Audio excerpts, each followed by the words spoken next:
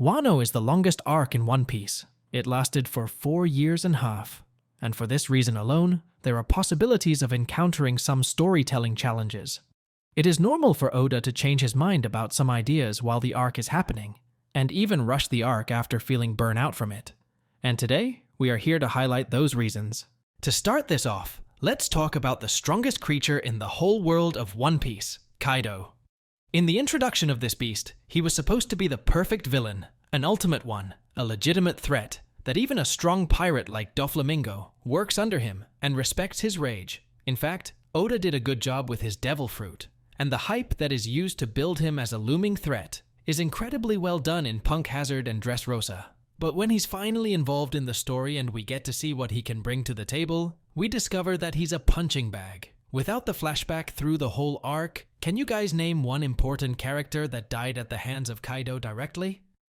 Not only that, his personality and vision are complete nonsense. You never know what he actually wants. Sometimes he is just a pure and legit scumbag, as we saw when he tricked Odin, and how Wano people suffer because of him. And sometimes he has moments that hint at him being at least honorable, like when he speaks highly about Odin and the old generation pirates and pays respect to them, or when he does not accept that anyone interferes in his fights. Now about his vision, you never know what he wants to accomplish. Is it to find the One Piece? To seize the ancient weapons and wage a great war and defeat the world government? Or is it to end his own life? Or is he just searching and waiting for the Joy Boy to finish him off? How does this make any sense at all? And on top of that, he's an alcoholic. It's all a bunch of things that are sometimes unrelated to each other, and don't mesh well since his desire to die weakens the will he has to realize his other desires. What about his fights and combats? Kaido's hype all fades away at the beginning of the arc, when he got hit by base Luffy not only once, but Luffy beat him up. But our disappointment has gained back some of his pride after one-shotting Luffy. After that, the strongest character who is supposed to be untouchable has been cut not by some known pirates or high-grade marines like admirals. No, it was done by the scabbards. And on top of that, they made him cry. How are we supposed to respect this guy after this start? In comparison to another pirate who was known for being the strongest, Whitebeard never had any embarrassing moments even though he was sick and old, unlike Mr. Kaido who is in his prime state. Next on our list, we have Zoro, and a lot of people will agree with us on this point. Luffy, Zoro, and Sanji are the main crew of the Straw Hat. I don't care what anyone says. We have already seen Luffy's flashback and childhood after the Marineford arc, and Sanji too got his own story on the Whole Cake arc. However, Zoro is left behind and has none so far, and before anyone argues in the comments, the SBS doesn't count. Wano was the perfect logical setup for Zoro's flashback. It's the land of samurais, katanas, and Japanese culture in general, and we know Zoro represents Japan. Oda already had a plan since the Thriller Bark arc when he gave Zoro Ryuma's sword, and now it's his chance to incorporate all of that into an exciting scenario where all the samurais of Wano hear the story from Zoro and pay respect to the guy who was admired by their idol and deserved to hold his sword. Of course, they will follow him as a successor of the legendary character, Ryuma. See how this arc was destined to be about Zoro? But sadly, it wasn't. Not only that, at the beginning of the fight against Kaido and Big Mom, Zoro shined a lot and was very strong and effective, but suddenly, Oda decided that Zoro should withdraw from the fight against Kaido, and from now on, he will not have any interference in the fight against the strongest creature. I had a feeling that this wasn't Zoro's character.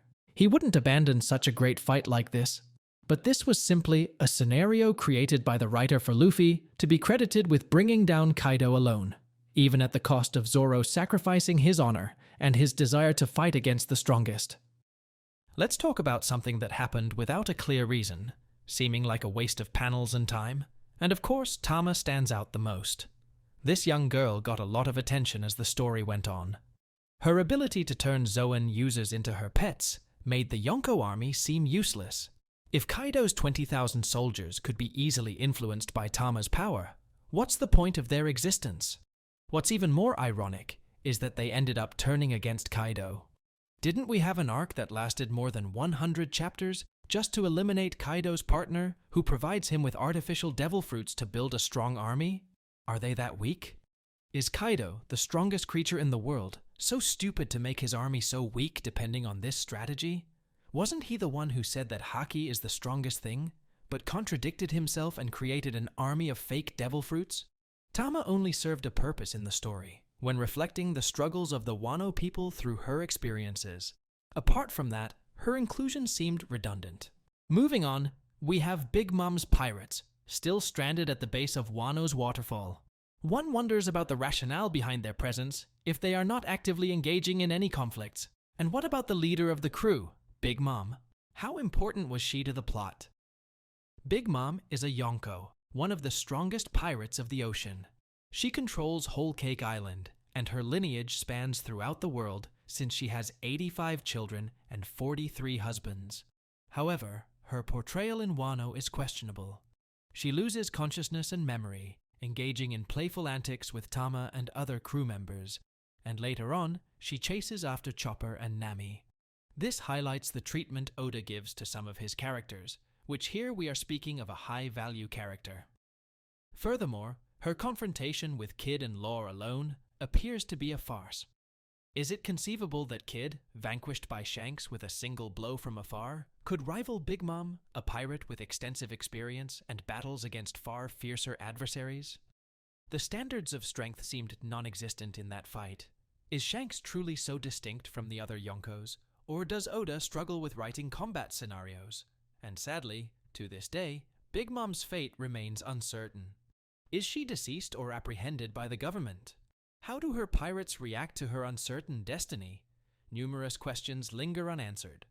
Let's shift focus a bit to the main character, Luffy. And naturally, there's nothing more crucial to discuss than the Gear 5 transformation. For me, Gear 5 completely alters Luffy's character, eroding the prestige of the future Pirate King. If we recall, Luffy loves to play around. His personality is fun, and we all enjoy when he messes around. However, during serious moments, his fights have always been filled with incredible enthusiasm, such as when we first witnessed Gear 2 against the CP9 agents. In my view, seriousness is crucial in anime fights to cultivate an atmosphere of excitement and gravity. However, with the introduction of Gear 5, all of this essence seems to have vanished. Regrettably, we now witness fights resembling those on Cartoon Network, as if we were children in Oda's eyes. There are fans who started One Piece 20 years ago, and have grown up with this story, and I think Oda neglected this category of fans.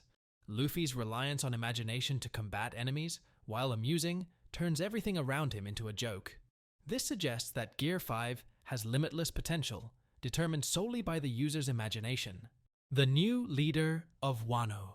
Momo's incessant crying and his weak, cowardly personality make him one of the most annoying characters in One Piece. The writer seemingly wants us to believe that he has matured overnight, yet the reality is that he's physically an adult, but mentally a child. How can someone like him rule over a country as significant as Wano, where all eyes are upon it? Wano country has the legendary weapon Pluton, along with vast knowledge and a formidable army of samurais. How could a child possibly defend such a kingdom from pirates? Does he have the wisdom to make good decisions? I think not. The excessive focus on Momo throughout this arc appears rather scandalous. It seems that Oda's approach in this narrative involves allocating chapters and drawing without any clear benefit.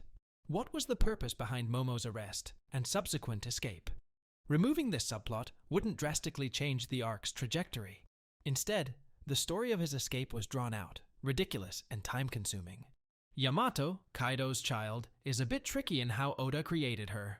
First, there's a problem with her strength and power scaling in general. She's been stuck on an island her whole life, yet somehow she possesses Conqueror Haki, let alone Advanced Conqueror Haki. These are power standards reserved for only the strongest characters in the One Piece.